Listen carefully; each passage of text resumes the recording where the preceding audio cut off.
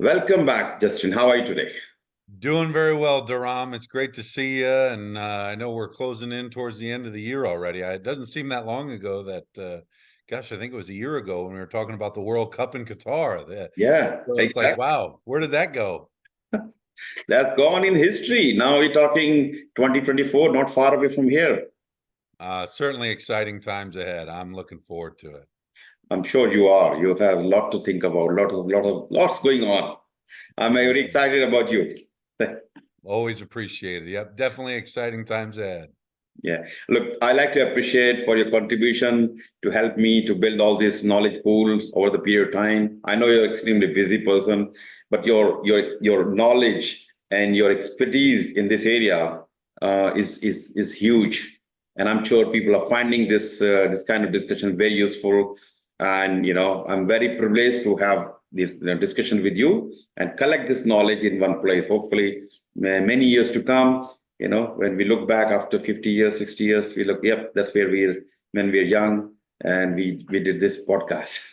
Love it. Yeah, I look forward to that one, Dharam. All right, let's get started with our today's topic. And of course, we're talking about this is very close to what you're doing at the moment. So let's talk about and extract the knowledge out of you. Sounds great.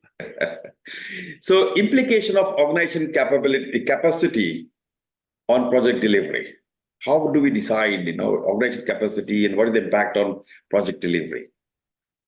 Well, I think first off, when you're evaluating a new opportunity before the business even decides to take it on, or for the most part, from an acquisition standpoint, whether you're going to bid for the work and hopefully that you win it, part of your win strategy process is, hey, do we have the ability to deliver for this customer if we do win this work? I think that's sometimes I think it gets forgotten in the mix where some folks are, if companies are just revenue driven, they need to drive their revenue. Oh, let's just win.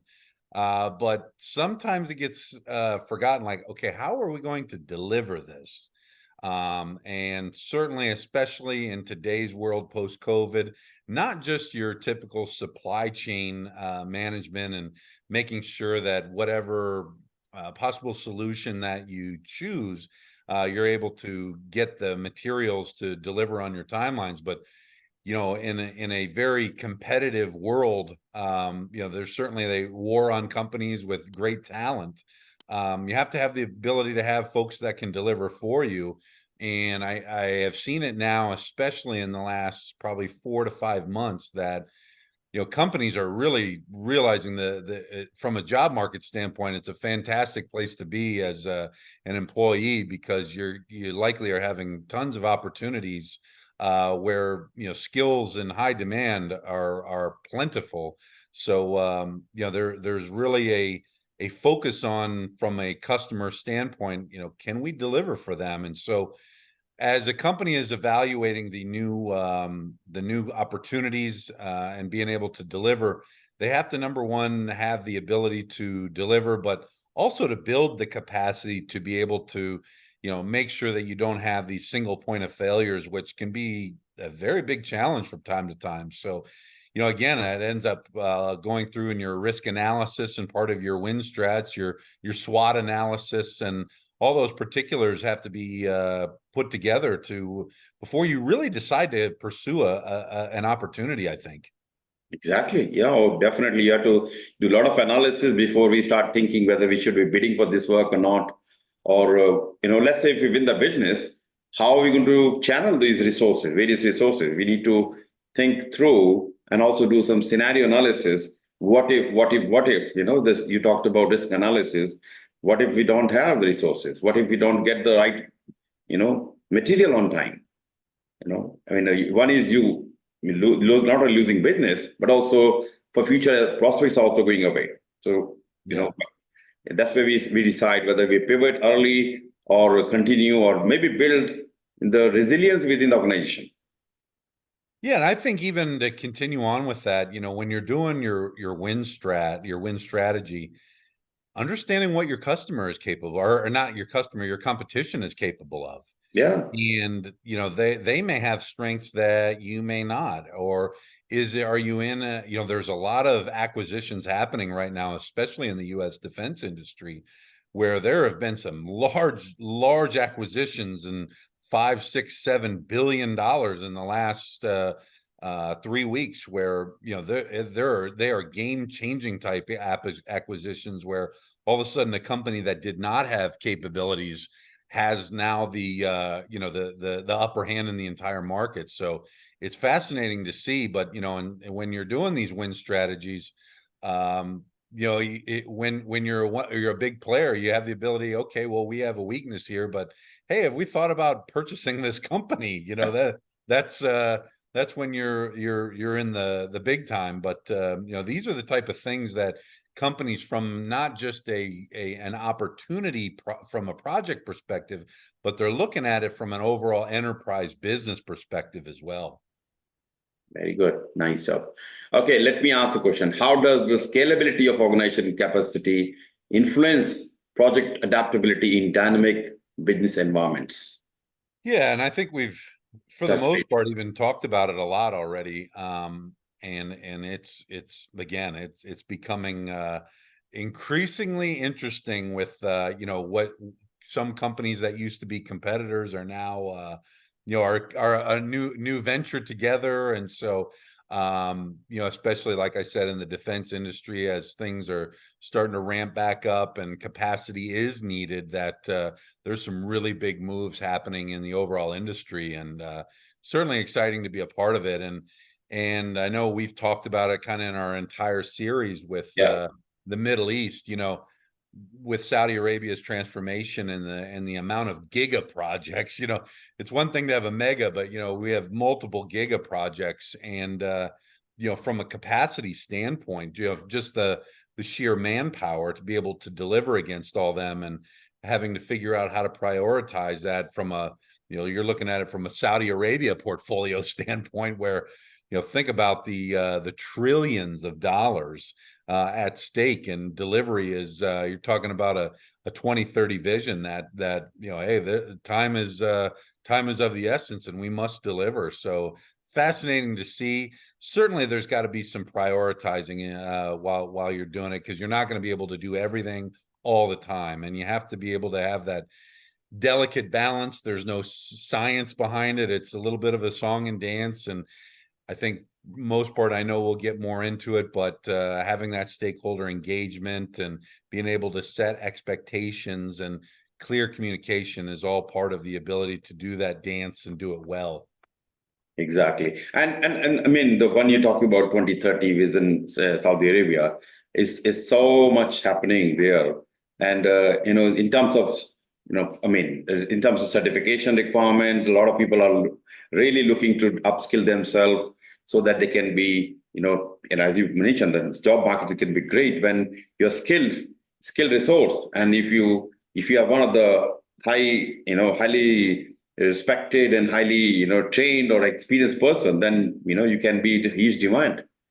Yeah. So, Yeah, and just to mention, not only do we have an amazing amount of giga projects in Saudi, but they just won the 2030 Expo in Saudi oh Arabia, yeah, and they just won the 2034 World Cup. So it's there's no stopping right now. So in Saudi, I will say the Saudi citizens have stepped up. And I know, Dharam, from your perspective, they are coming together with getting the latest and greatest certifications and high demand in the educational requirements. yeah, And they are leading the way in a lot of things. It's exactly. truly an amazing time to be a part of it, and to see that transformation happen.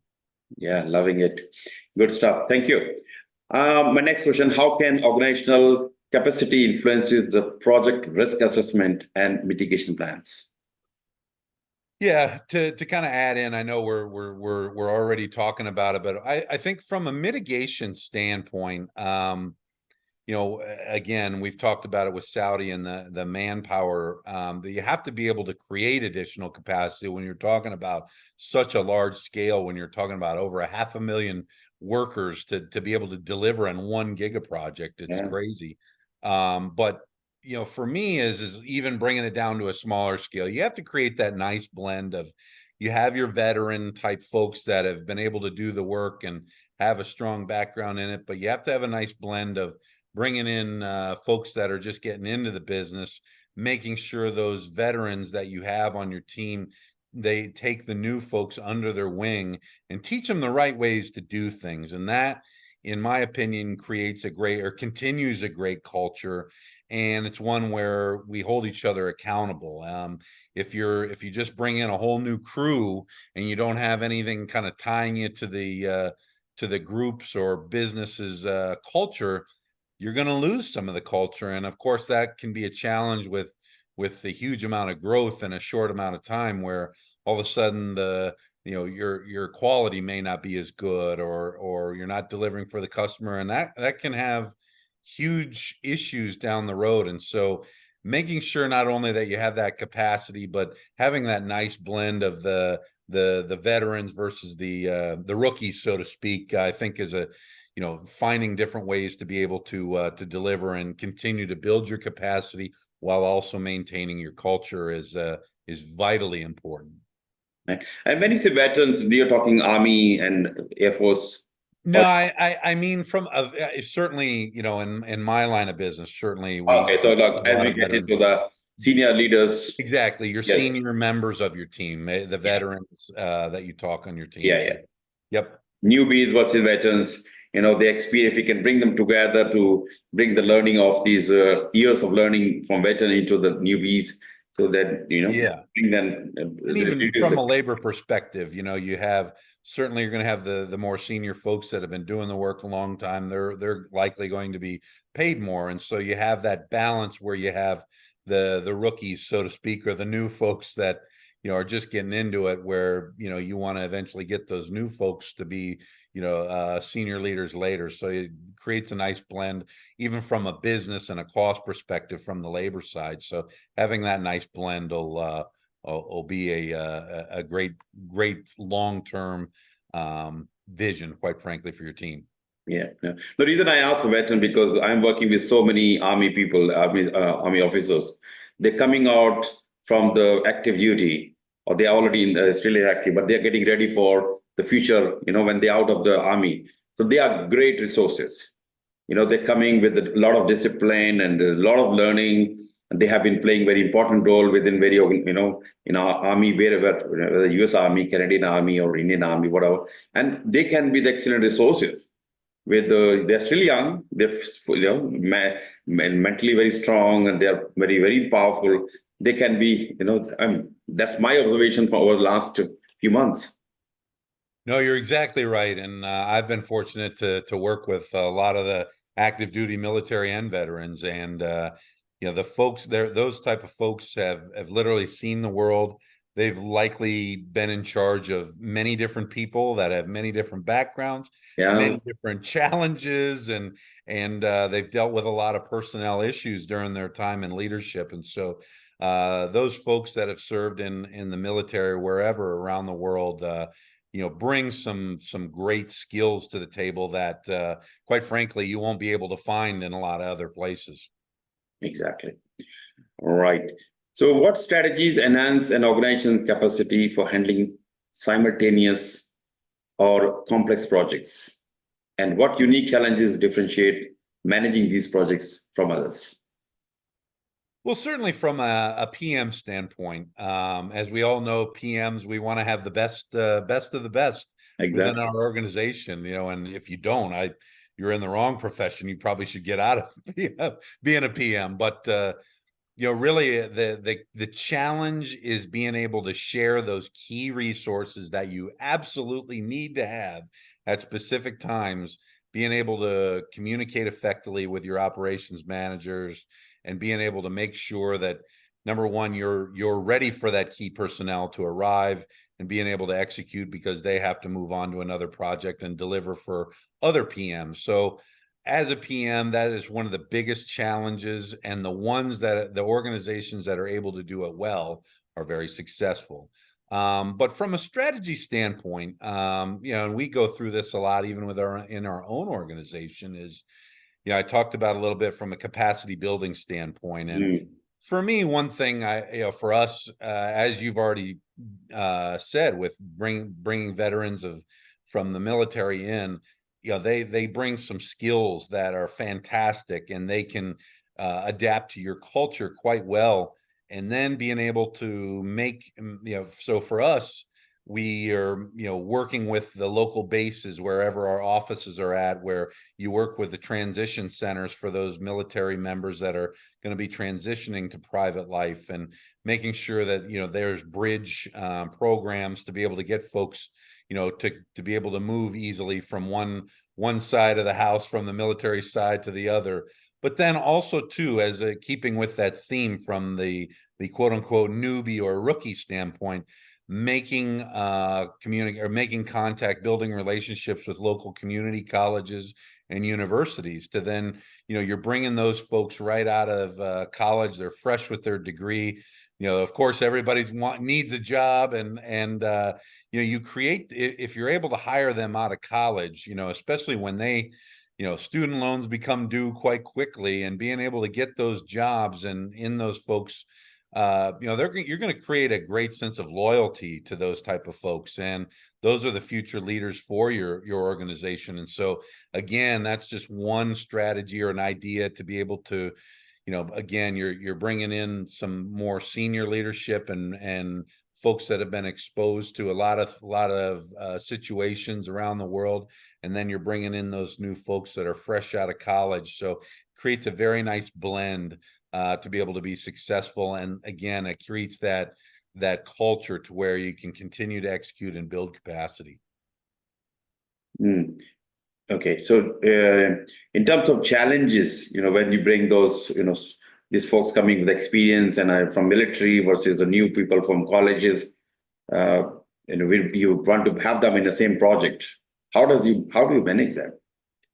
Yeah, the challenge is again, we talk about the plus side of it. The challenge will be is some folks, and it's not just military folks, it's all of us, where, well, we've always done it this way. So now, as I come to, they only want to do it a certain way, and they don't want to necessarily learn the ways that your organization does things. Again, want to make sure it's clear. It's not just veterans or, folks in the military, it's everybody. Everybody, yeah. Yeah.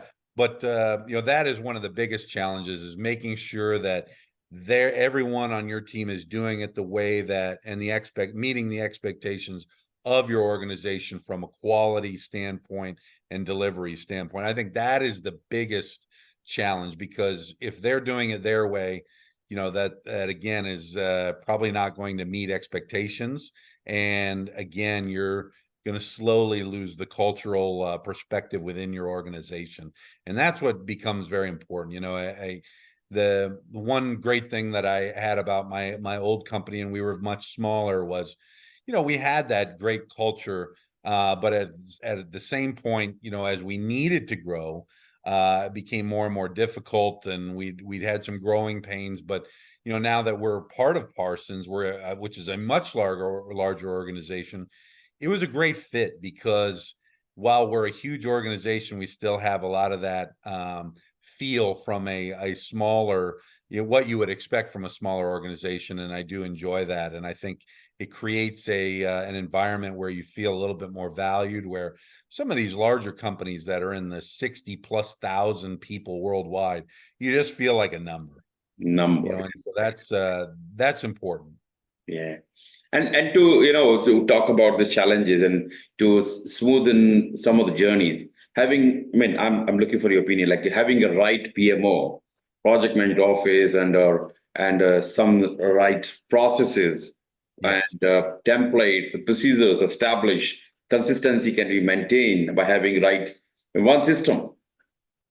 No, you're exactly right in that, Dharam. A PMO and having a very solid operations team. That, I think, is operations probably doesn't get the credit that they deserve, and a lot of times in a company that's very successful and maintains a great working culture. You have to be able to be serious when you have to, but also make sure that it's an environment where everybody's having fun and looks forward to coming to work. And so that you're absolutely right. Having the templates, making things easy that when you can, Yeah. to be able to save that capacity for when you're going to have something that's a one-off, that's unique, and a lot of companies, the nature of our work is very similar. And so you don't have to reinvent the wheel every time. So making sure that you take the time to do things right, when the uniqueness challenges happen. But other than that, again, don't have to reinvent the wheel every time. And I think that helps, especially when you're growing so fast, that having those templates can help those folks that are just joining the team understand the way that you want business done. And sometimes things are happening so fast. It's, before you realize, yes, of course, you're making a lot of money, people are joining, and suddenly, oh my God, how I deal with these, so many people around?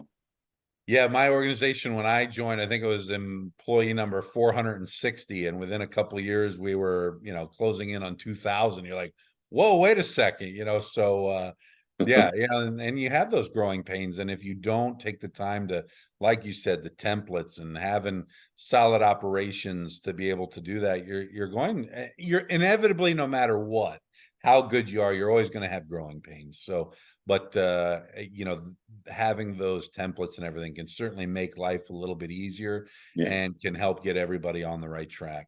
Yeah. And templates, and I mean, I'm talking about templates and Excel, we don't want to just talk about having a system, the system which we had talked about earlier, VXDCC, centralized location, every document's together, and you don't need documentation every time you don't have to, you just have some information, project gets started, and somebody is there to guide you on that, and the project, just helping hand to start with, then of course they have to manage.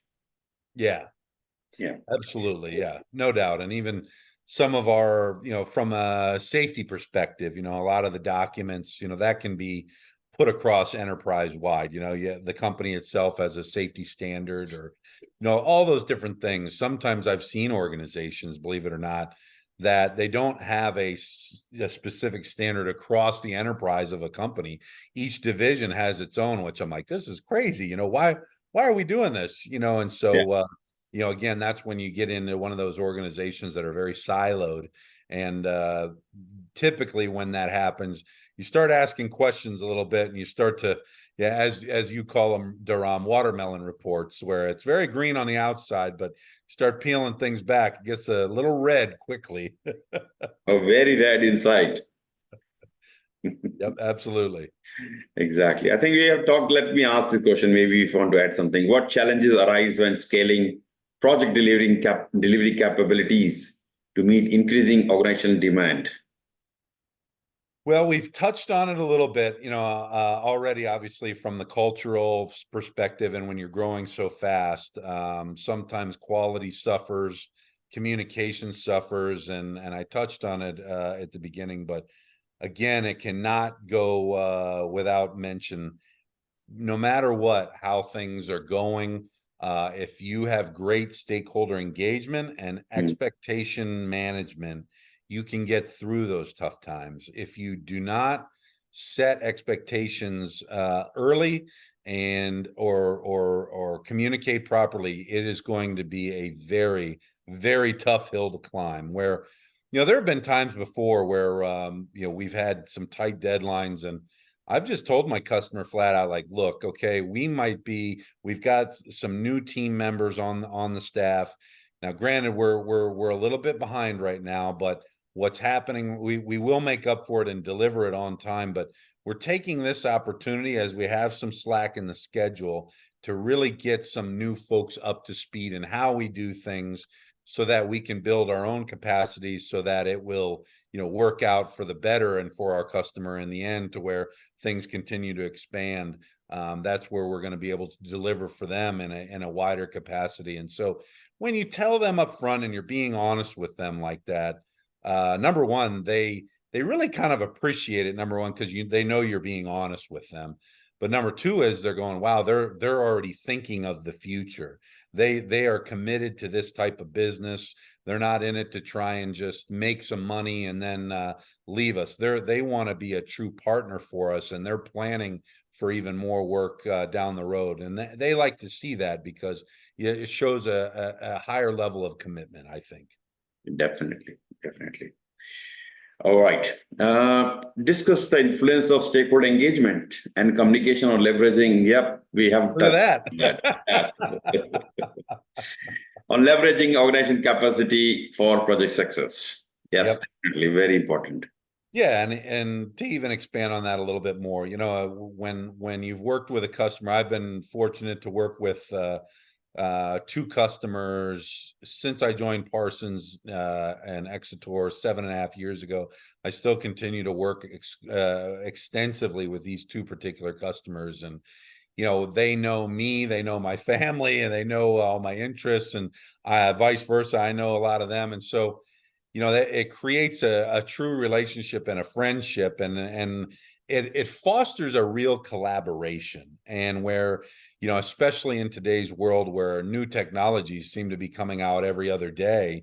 And of course, I discuss with them the acquisitions that are happening in our industry, and sometimes they're some of the last to know, and they're the ones that are ultimately providing the funding for these type of projects. And so when I share those type of things with them and information, it keeps them on the edge, and they're going, wow, we need to look at this because this could create a supply chain issue for us. And so helping them achieve their particular objectives, again, it creates that partnership that just goes beyond a transactional type relationship, where again, it's long term. And as I stated earlier, I've been working with two customers for over 7.5 years, and there's no signs of that stopping anytime soon. And it's really a joy to work with them, and just to see the technology over the 7.5 years that I've been with this company. It's fascinating to see. We're kind of coming through now where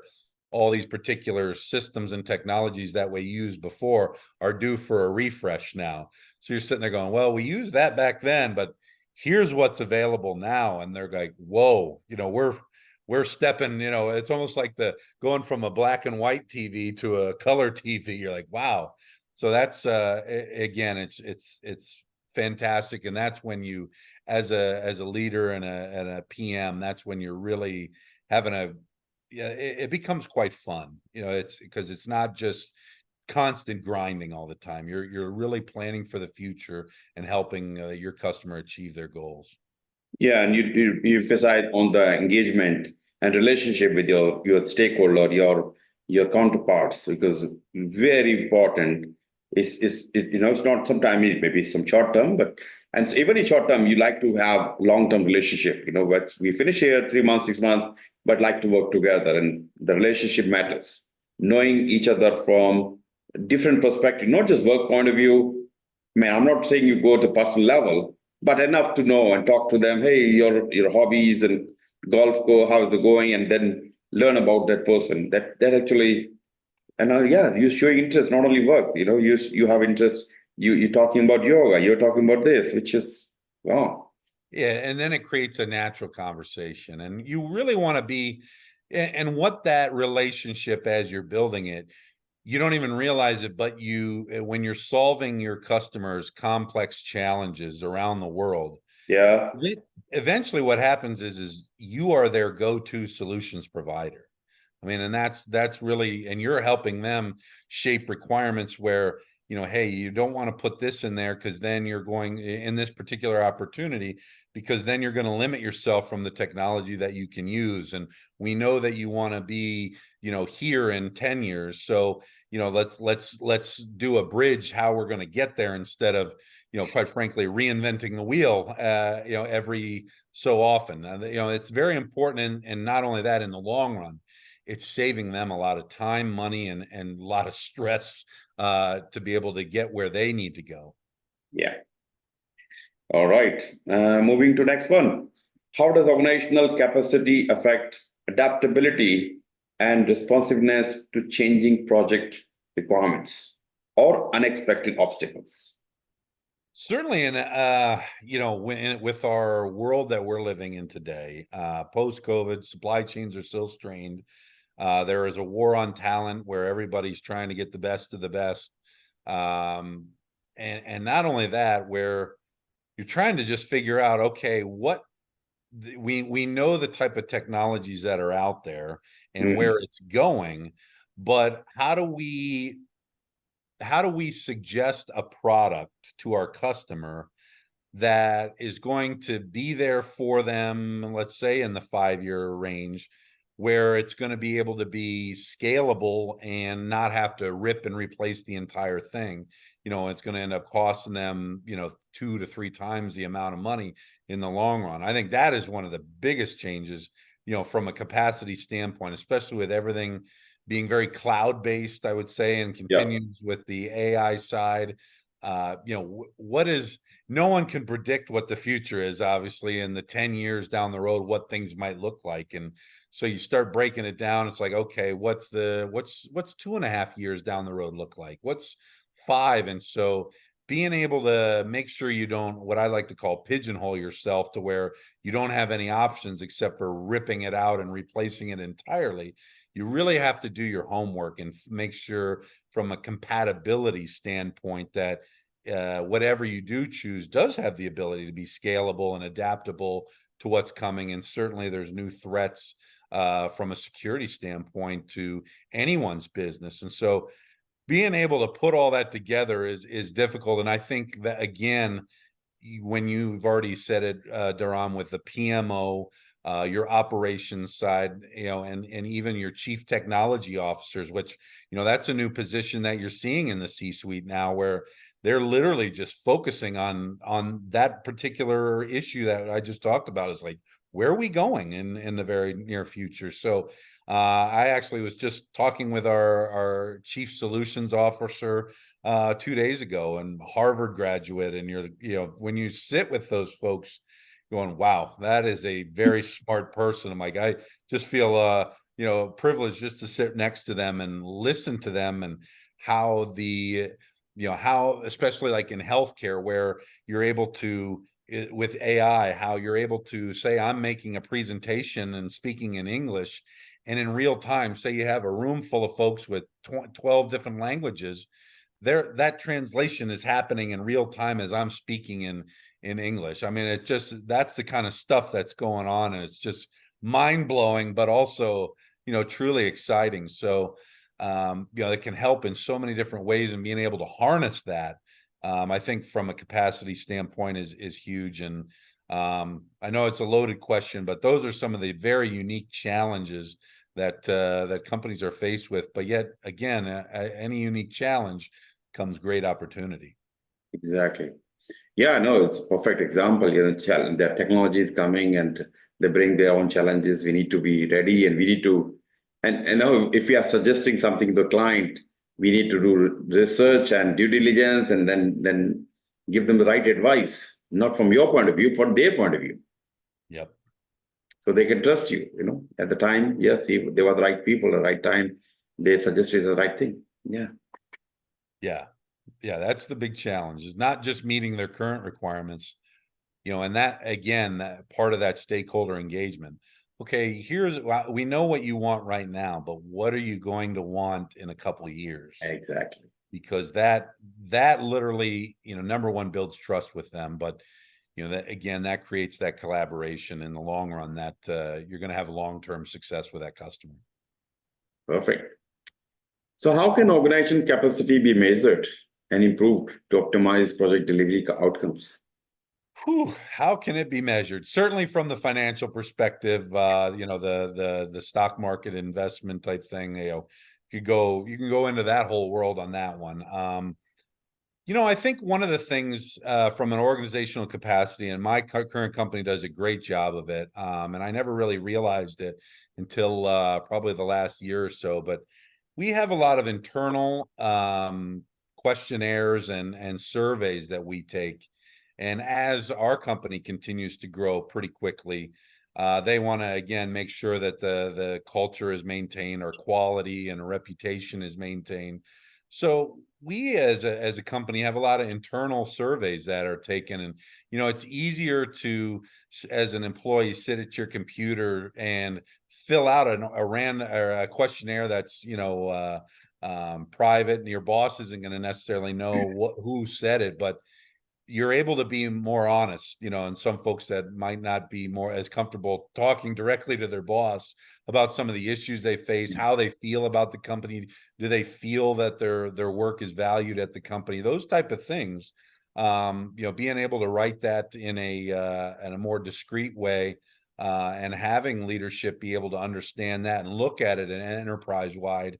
We recently completed that, and there were some things that, overall, our company is doing very well. But, even things that are maybe responded not as positively, the leadership, which is amazing with my company, there are opportunities, as they call them, opportunities to improve and things that we can get better at. And I think, again, I know one of my big things is, we always focus on our customers and meeting expectations and everything else. But again, it always comes back to taking care of the people that make you successful. And so a great company like mine is always keeping in mind, yes, we have to deliver for customers and everything else and financials, but we have to take care of our people too, because if we don't have good people, the rest of it won't matter, because it'll be ugly. Exactly. But can we use things like balance scorecard to measure? Yes, absolutely. Thanks for bringing me back down to earth there. I'm looking at more from a macro perspective, but yeah, the balance scorecard, things like that, looking at it from a project perspective and more of the micro balance scorecards, and even within your own team, and having those post reflections, and even in the current process. Hey, where are we at? How do you folks feel about where we're at and where we're going? What are your concerns? Are there any risks that we're not seeing? Here's our risk register, things like that. I think as a PM, you're constantly evaluating that, but the folks that are going to be able to give you the best answers are your own team. And so being able to, again, engage those folks all the time and being lockstep with your team from a day-to-day standpoint, you can't ask for more. And again, when you have that relationship and a good leadership, and your team is comfortable saying those things to you, hey, it's open door, and we win as a team, we lose as a team. So let's get all of our challenges out in the open and be able to find a way to mitigate them and turn them into opportunities to be successful. Great. Perfect. Good stuff. Okay, look, these are my questions for today's topic. So nicely presented.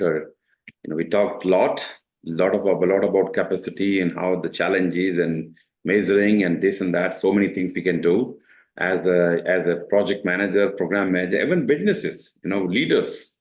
So some good thoughts, and coming from your real experience, which is great. That makes it even better. It's not just book knowledge, but it's a real experience you have. So thank you for sharing, Justin.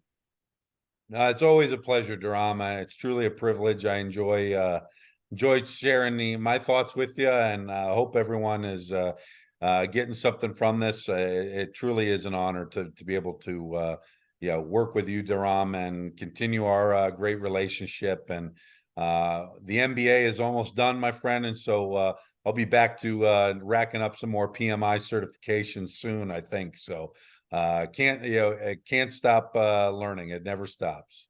Look, you are a true example of how to create a vision and be there and having a roadmap. And now you are in my discussion always. When I'm talking to people, like, this is how you have to have a roadmap to be there. You can. There's no substitute of planning, and have a vision and have a proper plan. Go one by one, hit, and you don't stop and keep going. You can. Like I literally was just talking to him the other day. One of my mentors is actually a retired 2-star general in the U.S. Air Force. He's a senior vice president for our company, and he's been very successful in his entire career, whether it be in the military or post-military. And he just got his doctorate degree. And when I asked him, why did you get your doctorate? what more could you accomplish in your Yeah. life? And he goes, my last few years, he goes, and it was in psychology, and he goes, I want to be able to, as I mentor more folks, I want to be the very best that I can be to make sure that I set others up for success. And so if you got a gentleman like that as a mentor where, he doesn't have to do anything, quite frankly, and he goes out and get his doctorate degree, I look at myself in the mirror and go, what's your excuse, Justin? You have to keep going. So, those are those type of folks when you're surrounded by amazing people like that. I mean, winning is contagious, as they say. Exactly.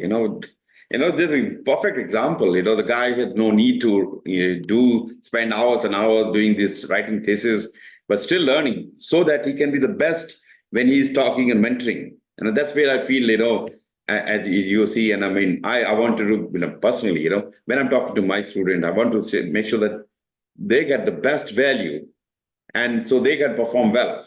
And when they're performing well, yeah, I take the credit.